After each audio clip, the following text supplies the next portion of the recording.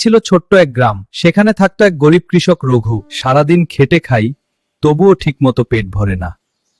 ওই গ্রামেই থাকতো এক লোভী জমিদার। এই গ্রামের সব জমি আমার, সবাইকে খাজনা দিতে হবে।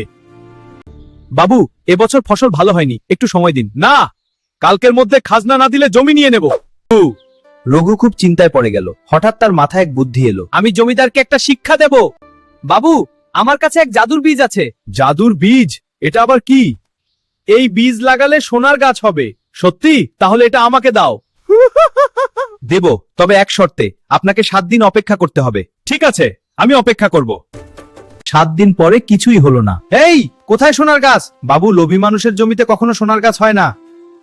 জমিদার নিজের ভুল বুঝতে পারল। আমি আর লোভ করব না, সবাইকে সাহায্য করব। এরপর থেকে গ্রামের সবাই সুখে শান্তিতে থাকতে লাগলো। লোভ মানুষকে ধ্বংস করে, আর বুদ্ধি মানুষকে রক্ষা করে। গল্পটা ভালো লাগলে লাইক, শেয়ার আর সাবস্ক্রাইব করতে ভুলবে না।